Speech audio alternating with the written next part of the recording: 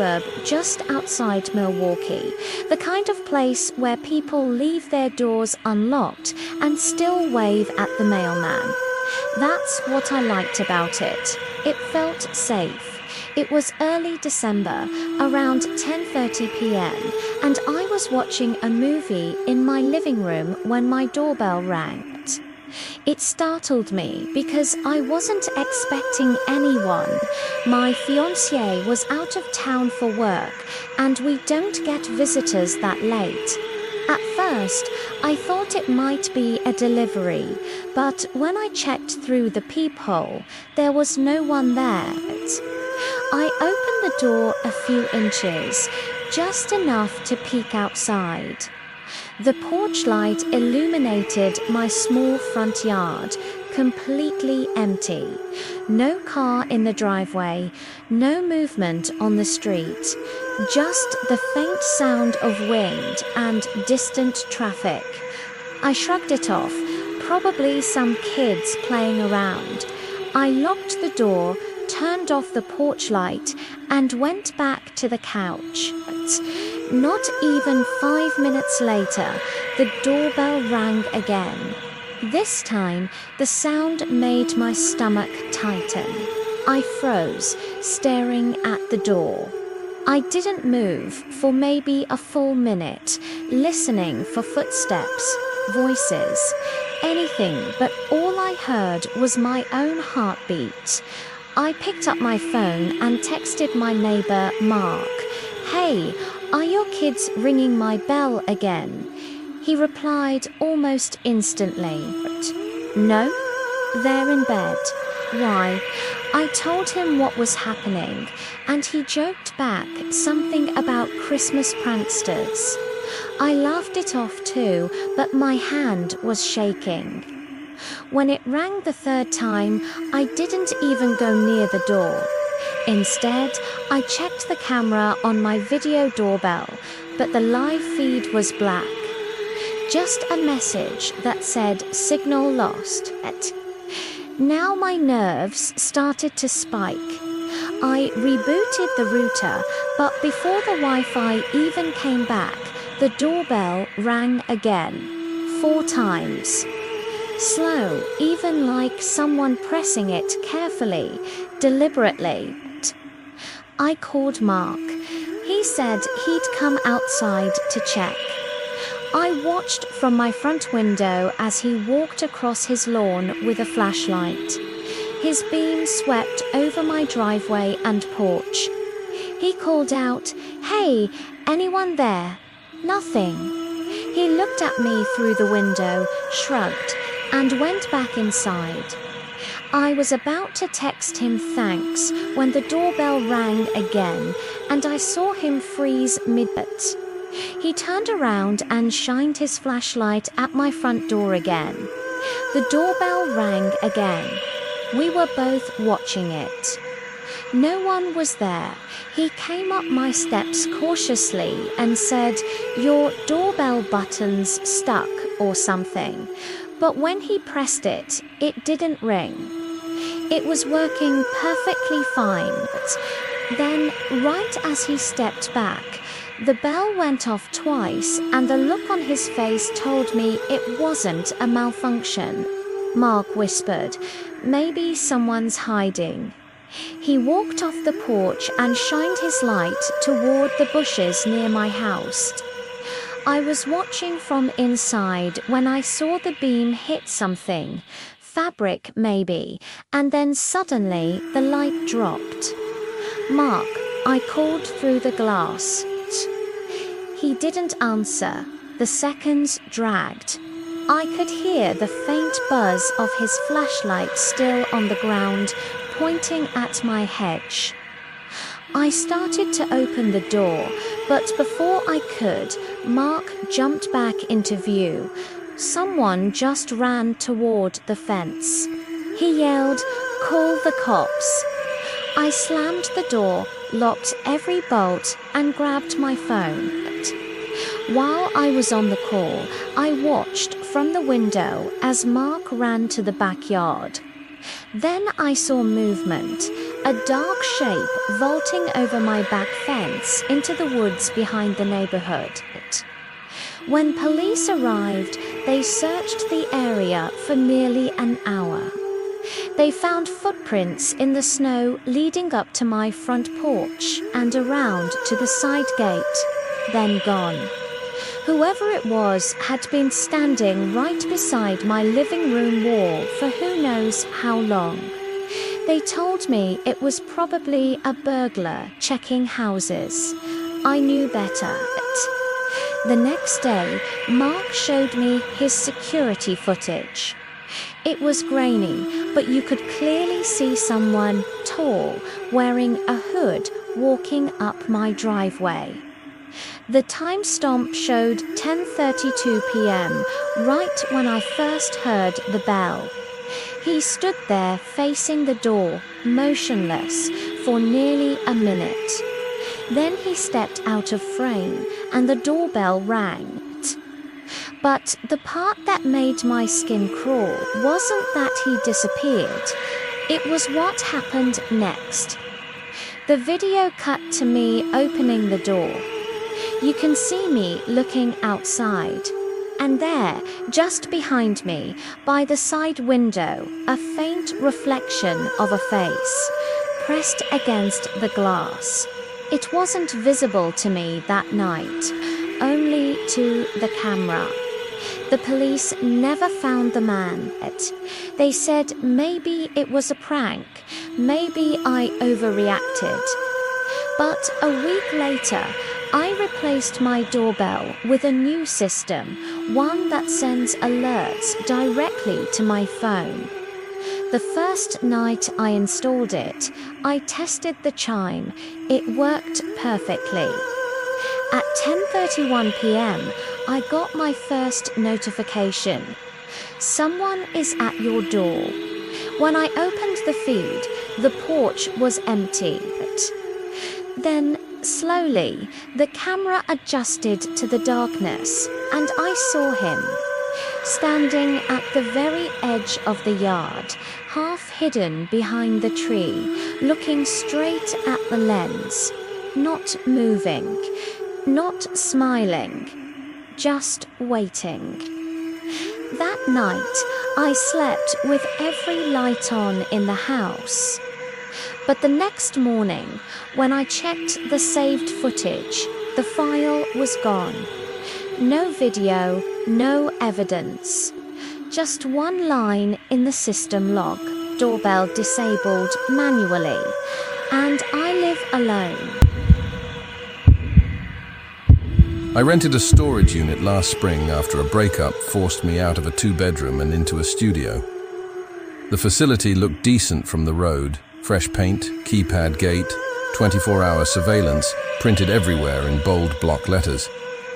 It wasn't the cheapest option, but it was 10 minutes from my apartment, and they offered the first month half off. I signed the papers on a Tuesday, bought a disc lock at the front desk, and started moving in the same night. My unit was in Building C, midway down a long corridor that smelled like rubber and cold dust. If you've never been in one of those indoor facilities at night, it's strange. The hall lights run in sections and click on as you pass, so you're always walking into a cone of white while the darkness turns off behind you.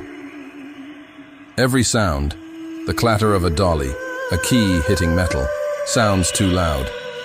I learned quickly to keep my footsteps quiet and my eyes forward. For the first few weeks, I went 2 or 3 nights a week, shuffling boxes to get to something I thought I didn't need, and then suddenly did. Nothing unusual happened. I got into a rhythm. Pull up, punch the code, park by the C entrance, load or unload, lock up, leave. I never saw anyone else that late besides the cleaning guy, who nodded once and never again. The first time the unit felt off, I couldn't tell you exactly why. I opened the roll-up door, and my flashlight beam caught dust floating sideways, like air had been moving in there. The box labeled "Kitchen Fragile" wasn't where I'd left it, and the suitcase I kept against the back wall looked crooked, like someone had kicked it. I told myself I was tired and not remembering straight. I rearranged a few things, locked up, went home. 2 nights later, I went back for a winter coat I'd convinced myself was in storage, even though the weather had turned warm. When I raised the door, it jammed halfway. I pulled again, and it gave with a metallic groan. Inside, the suitcase had been dragged 6 inches, and there was a wrapper, cheap peppermints, under it. I don't carry peppermints. The floor was gritty with sawdust from someone cutting wood nearby, except there were shoe scuffs through it that led from the back wall to the door. I stood there longer than I should have, breathing shallow, trying to decide whether I was building a ghost story in my head or staring at one. Finally, I closed the door, locked it, and walked to the office. The manager on duty was a guy in his 50s with a mustache that looked affixed, like a costume piece. His name tag said, Roger. I told him someone had been in my unit. He said the system logs every door opening. Did you leave it unlocked? He asked. No, I said. I held up the disc lock like a talisman. This was on it. Roger typed my unit number into the computer. Last open time stamp is yours, he said, swiveling the screen so I could see. It showed my entry the night before around 9:12 p.m. We can cut the lock and replace it if that makes you feel safer. I bought another lock from him anyway. When I got back to my unit, I did something I've never done before. I took a picture of the inside from waist height. Then I placed a dime on the back left corner of a low box and sprinkled a small line of baby powder I keep in my gym bag along the door threshold, thin enough not to call attention to itself, heavy enough to record a shoe. If it was a draft or a settling floor, fine, but I wanted to know. The next evening, I stopped by on my way home from work. The powder line was broken by a clean half moon, a toe shape pressed deep enough that the ridges of a shoe tread showed. The dime was gone. I swallowed, unlocked the door, and lifted it just enough to duck under. The unit smelled different, stale, sweet and wrong, like someone had been in a closed car too long. The suitcase was open a crack. Inside, the shirts I'd packed were folded a different way than I fold things. I'm not proud of the small panic that gripped me then. I closed the case, pushed it back, and almost left. Instead, I noticed the back wall. The corrugated metal didn't meet the ceiling. There was a gap, maybe 8 inches tall, running the length of the wall. I hadn't paid attention before. Why would I? But now the gap felt like a mouth. Above me, the fluorescent lights hummed. Somewhere beyond my wall, faint and unmistakable, a cough answered them. I froze. The cough wasn't a TV or a pipe or the building settling. It was a person's cough, half suppressed, wet at the end, like they didn't have water nearby. It came again, closer this time, and then a soft scrape, fabric on metal. I backed out slowly, pulled the door down to the lock hasp, and slid the lock in without turning the key. I didn't want the click to announce me. At the corner by the exit, a motion sensor light clicked on, and I flinched at my own shadow. I didn't go to the office. I got in my car and sat there with the engine off, hands gripping the wheel. I told myself to call the police. Instead, I opened the facilities app, which shows gate and building access, and flicked through the last 24 hours. My code entry was there. So was an entry for a code I didn't recognize, used 3 times after midnight. I took a screenshot and finally dialed 911. An officer met me and Roger back at Building C. The officer, a woman with a steady calm that made me feel 7 years old, asked me to open my unit. I did. The baby powder line had a second set of prints over mine now, the tread wider and flatter. The suitcase was closed. The peppermint wrapper was gone. The air still smelled like someone's breath had been trapped there. The officer shined her light over the back wall gap, then over the side walls, then along the floor edges. These walls are bolted but shared, she said. Someone could climb between units if they were skinny and motivated. She looked at Roger. You have cameras inside these halls? Roger's mustache twitched. At the entrances and exits, he said. Not down every corridor. Privacy concerns. The officer asked to see Building C's other units. Roger hesitated, then took us down the hall. He rolled up a vacant unit's door and played the beam of his flashlight across the floor. There was a pallet in the corner with a neatly folded army blanket on it, a plastic milk jug half full of yellow liquid, a stack of flattened boxes, and on top of them, a paperback book with the cover torn off. Along the back wall, someone had taped a line of black trash bags to create a kind of curtain. It didn't feel like a crime scene. It felt like a room someone lived in. Behind the trash bag curtain was a narrow gap in the corner where the metal wall didn't quite meet the frame. The officer fit 2 fingers into it and pulled. The wall flexed outward with a squeal. On the other side, another unit. On the other side of that, another. The gap ran the length of the building like a crawl space for someone stubborn enough to use it. Roger swore the unit was supposed to be empty. The computer said it had been vacated last month. The officer took photos, called for another unit, and asked me to wait in the office. I sat in a vinyl chair under a bulletin board full of missing pet flyers and discounts for military families while Roger clicked through camera feeds. He pointed at a grainy view of the C entrance.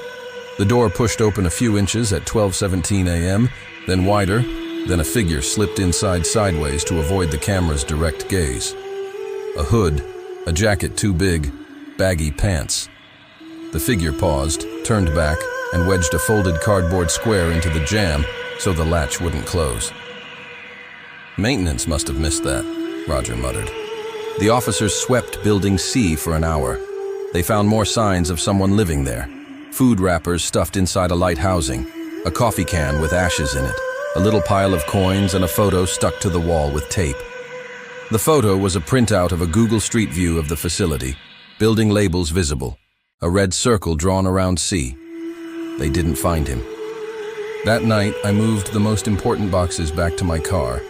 I closed my unit, locked it, then added a second lock and a cable through the hasp like a belt on suspenders. I told myself I'd be back with a friend in daylight. I told myself a lot of things. For a week, nothing happened. Then, on a Sunday morning, my phone buzzed. The facility app sent me a push alert. Unit door status opened. My stomach dropped. I was at my kitchen table. I hadn't been there in 3 days. I drove over with the sun high and traffic steady. The gate code worked. The C entrance opened to that familiar smell of rubber and cold dust. My unit looked normal.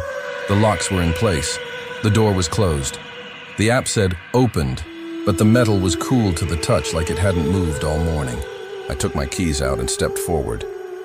That's when I noticed the smallest thing. Something I would have missed if I hadn't been staring at the steel. The lock hasp pins were shiny where the paint had been scuffed off by metal sliding in and out. New scratches, thinner than a hair, arced outward around the keyhole. I bent down, heart banging, and saw it. A tiny thread trapped under the edge of the lock. Clear fishing line. It ran from the lock under the door and into the unit like a vein disappearing under skin. I didn't touch it. I stood up too fast and the hallway swam. Somewhere in the building, a door banged and I flinched so hard my keys hit the floor. I left both locks on and backed away. In the office, Roger wasn't there. A different clerk was, a teenager with a nose ring who looked like she wanted to be anywhere else. I told her about the alert. She said the system sometimes glitches when the temperature changes. I moved out 2 days later. I rented a truck, brought a friend, and kept my back to the hall as much as possible while we loaded. When we rolled the door up for the last time, the fishing line snapped soundlessly and vanished into the clutter like it had never been there. I switched facilities. I switched neighborhoods. I changed my routine. But 3 months later, long after my last box was tucked into a new, brighter unit, with a manager who actually walked the halls, I found something that didn't belong. It was in the back of my closet, inside the same suitcase that had once been cracked open. A peppermint wrapper, cheap, crinkled, with a little smear of dust on the edge like a thumb had pressed it into place. I don't keep peppermints. I don't chew them. I don't know anyone who does. I threw the wrapper away, then took the trash out, then took it out again because it didn't feel far enough. That night, I slept with my shoes by the door and my keys in my hand. I still use storage, but I don't go after dark. I don't trust motion lights that wait for you to walk into their cones to see. And when a unit smells like someone else's breath, I don't tell myself a story about drafts and dust. I lock up and I leave. I never thought I'd be the kind of parent who believed in anything paranormal. I'm a pediatric nurse. I deal with medicine, science, and logic every single day.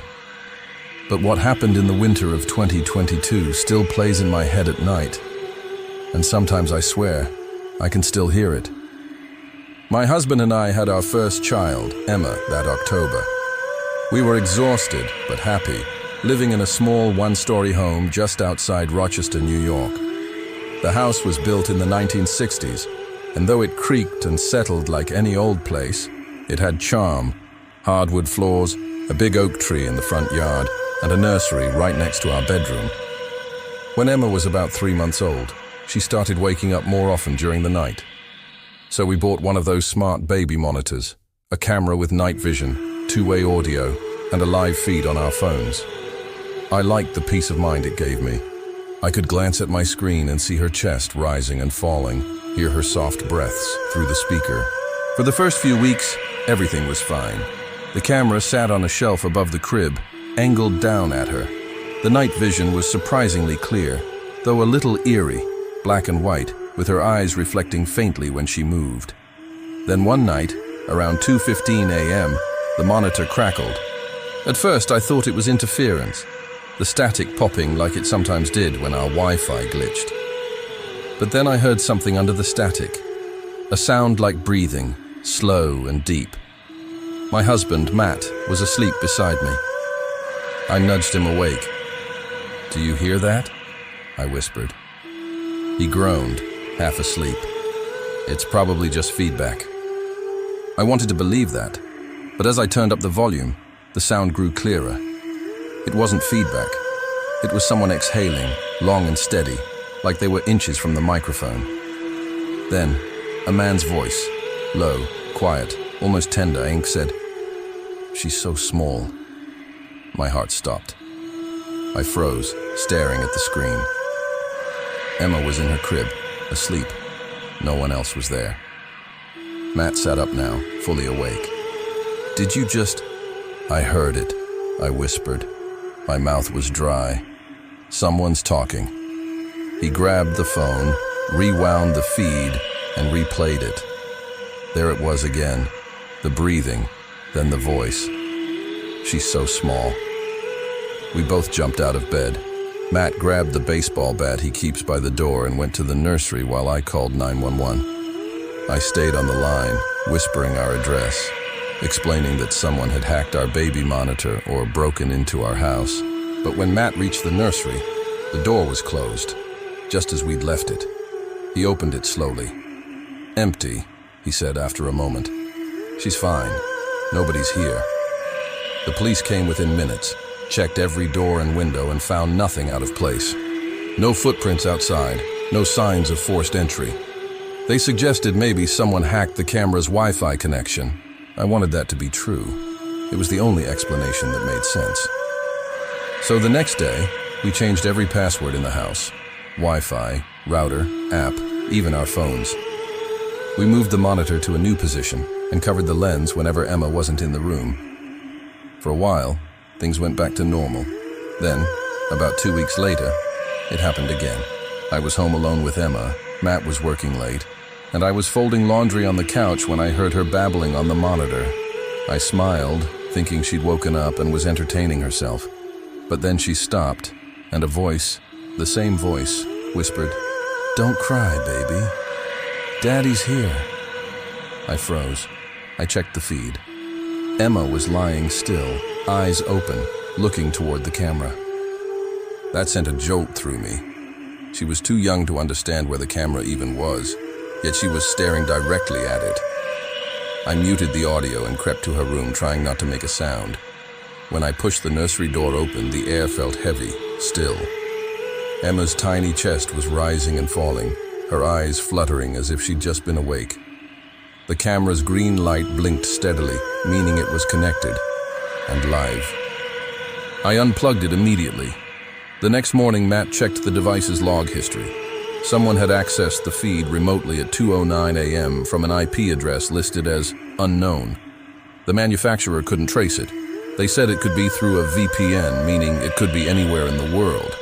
I wanted to throw the whole thing away, but Matt insisted on keeping it unplugged for a while to monitor any suspicious activity. A few nights later at 3 a.m., I woke up to Emma crying. I reached for the baby monitor out of habit, before remembering it was unplugged. The sound wasn't coming from my phone. It was coming from the monitor itself, even though it wasn't connected. The LED light blinked red. The speaker hissed. Then, through the static, came that voice again. "Why did you turn it off?" I screamed for Matt, and when he ran in, he ripped the device's cord out of the wall.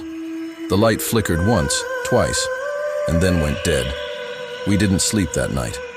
The next morning, we packed the monitor, the camera, and all its accessories into a bag and brought it to the police.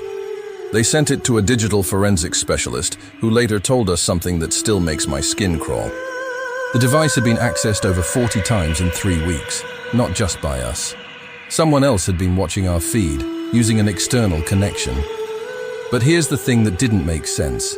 Every access came from inside our own network, meaning whoever it was, they were using our Wi-Fi from inside our house. The police asked if we'd ever given our password to anyone, family, neighbors, babysitters. We hadn't. We'd changed it repeatedly. They found no sign of intrusion, no hidden devices, no secondary routers, so they dropped the case. We moved out 3 months later. The new family who bought the house was a young couple expecting their first child. I never told them about the monitor. I couldn't bring myself to. Last week, though, I got an email from the manufacturer, a generic message about a data breach affecting users who bought the same model. The email said not to worry, that no sensitive personal data was compromised, but I opened the attached list of affected devices anyway, and saw ours. Under recent activity, it showed the last login attempt. May 14th, 2024, 2 days ago. Access location, Rochester, NY. We live 3 states away now, and last night when I walked into my daughter's room to check on her, I froze. The old baby monitor, the one I threw away, was sitting on her dresser, plugged in, blinking green, and through the speaker, faintly, almost like a lullaby. "Don't cry, baby. Daddy's here." I grew up in a house that backed directly into the woods. No fences, no streetlights, just a line of maple trees that began where the backyard grass ended and stretched for miles until it hit the river. When I was little, my parents called it our private forest. When I was 16, I called it the reason I kept my curtains closed. We lived on the edge of a small town in northern Pennsylvania. The kind of place where nothing really happens, but everyone has a story about what almost did. Kids used to dare each other to go into the woods after dark. I'd done it once, years ago, and I remembered how the air there always felt thicker, quieter, like sound itself was afraid to travel too far. By senior year, I stopped thinking about the woods altogether. I had a car, friends, and plans to get out. But one night in late October, something pulled my attention back. It started with a light. I was sitting at my desk doing homework when I saw it through the window, just a faint glow deep between the trees. Not white, more like a dull orange. I figured it was someone's campfire or maybe hunters, though it was the wrong season. Still, it didn't bother me much until I noticed it again the next night, in the same spot. By the third night, it had moved closer. I told my dad, but he brushed it off. "Probably kids," he said. "They cut through the woods sometimes. Don't worry about it." But I did worry about it. The glow didn't flicker like a fire. It pulsed, and each night it appeared, it crept closer to the edge of our yard. The first night it reached the tree line, I decided to record it. I propped my phone on the windowsill and hit record around midnight.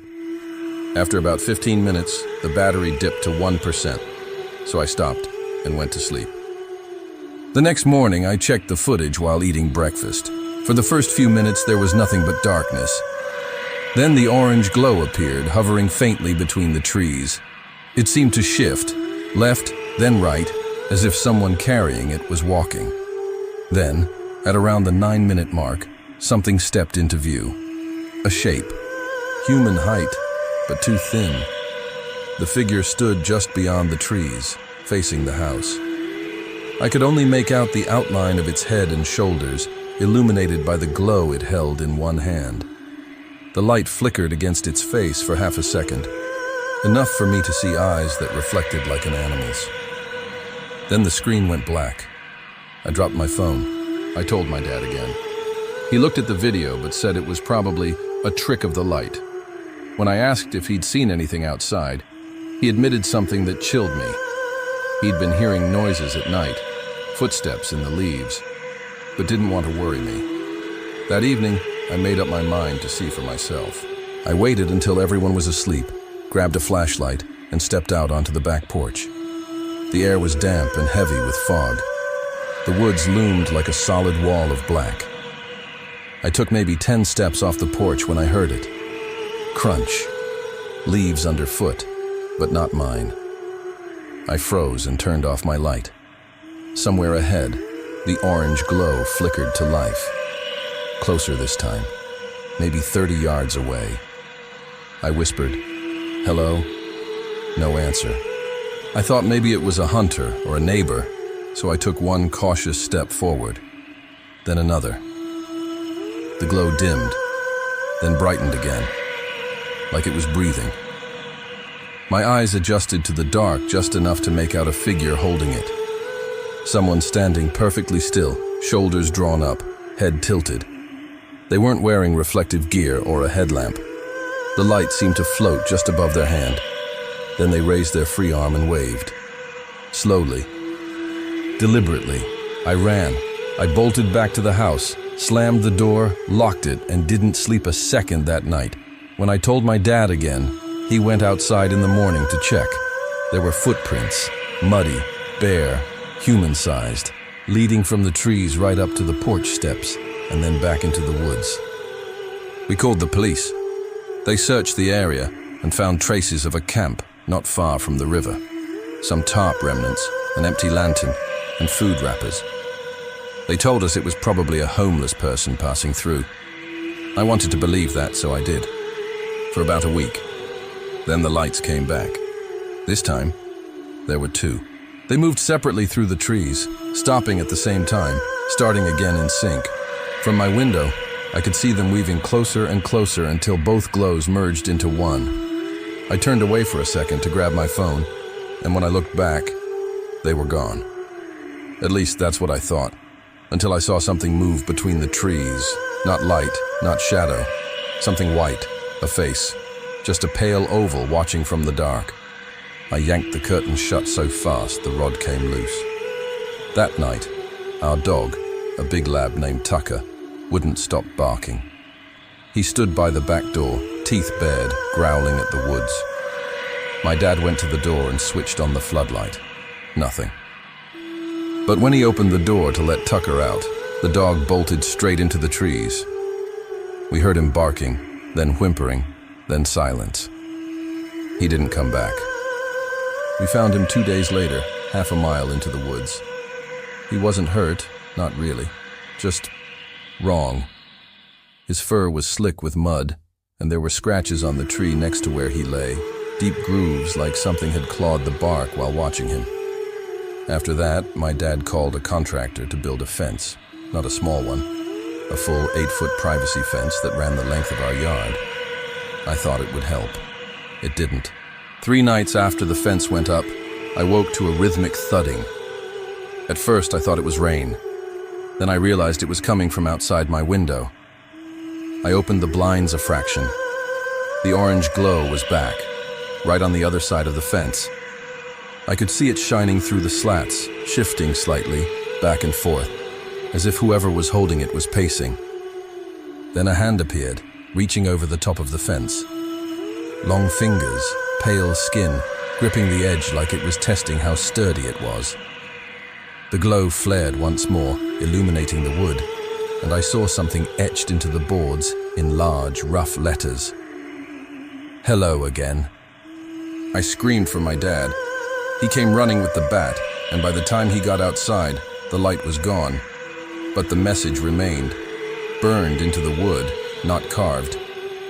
The police came again, found nothing again. We moved 2 weeks later. Our old house sat unsold for months. One evening, curiosity got the better of me, and I looked it up online. The realtor had posted new photos, wide shots of the backyard, freshly mowed grass, bright afternoon light. At the very edge of one of the pictures, behind the fence, you could see the beginning of the tree line. And just barely visible between two trunks, almost hidden by shadow, was a faint orange glow. Still there. Still watching.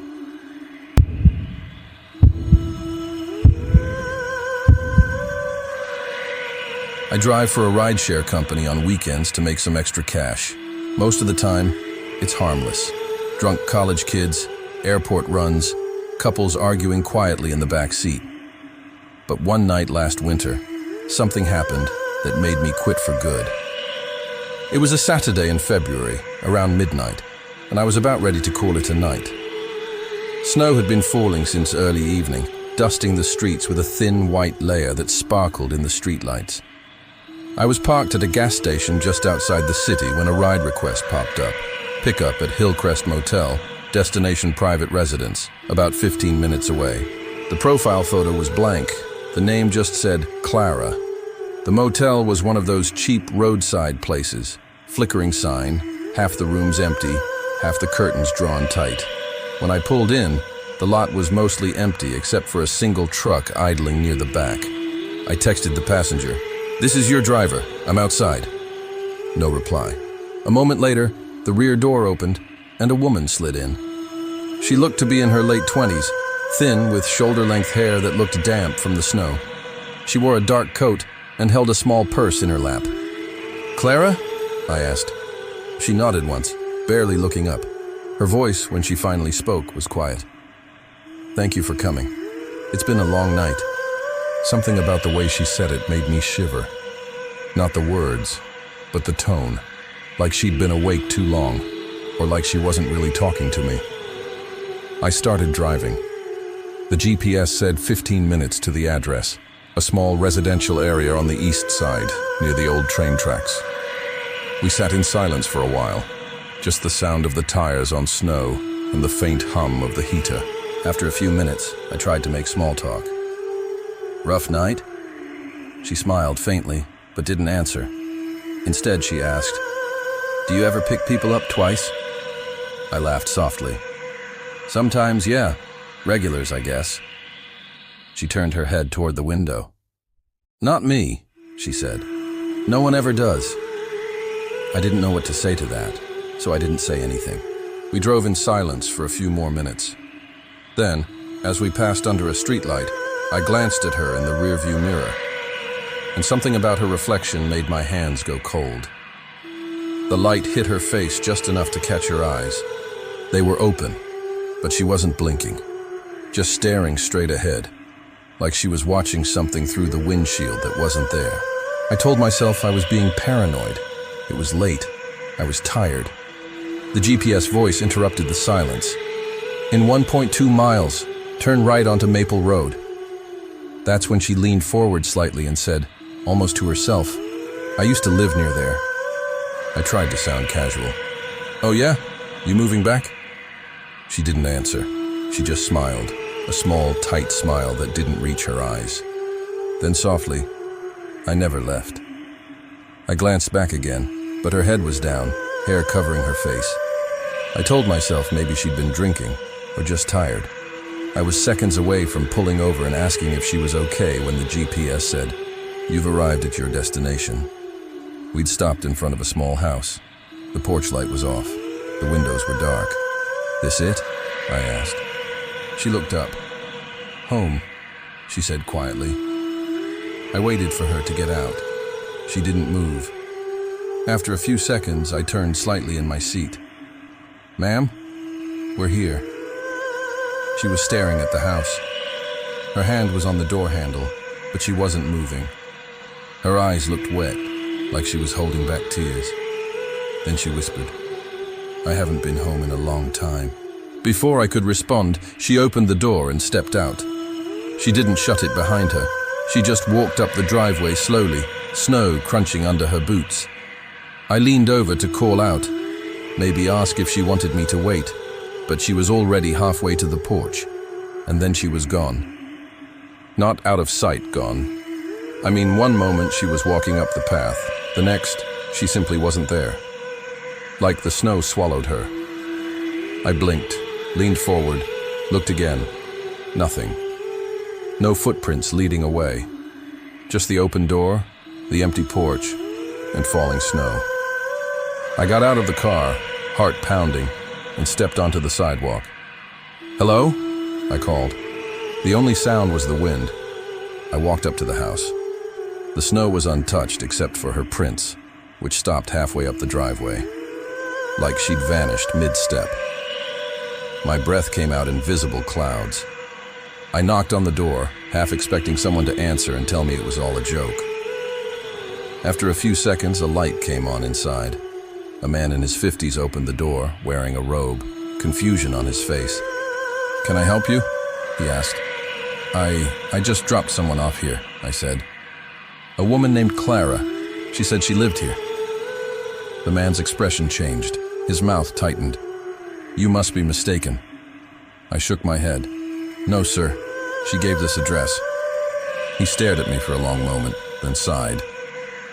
"Son, Clara doesn't live here anymore." I frowned.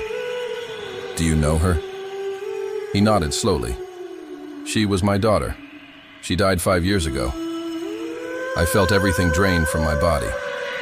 "That can't be right," I stammered. "She was just in my car. I drove her here from the Hillcrest Motel." The man's face went pale. "The Hillcrest," he whispered. "That's where it happened." I stepped back. "Where what happened?" He swallowed hard. "She was found there, in one of the rooms, carbon monoxide leak. She'd called a ride to go home that night, but she never made it." I didn't have words. I turned, half running back to my car, my boots crunching through snow that suddenly felt too deep, too heavy. When I looked inside the back seat, it was empty, but the seatbelt was still buckled, the one she'd fastened. And on the seat where she'd been sitting was a faint wet mark, like melted snow. I drove home shaking. I didn't take another ride that night, or ever again. 2 weeks later, I got an email from the rideshare company. It said, "Passenger review received for your trip to Maple Road." I opened it, expecting some glitch. The message read, "Thank you for the ride home. Clara."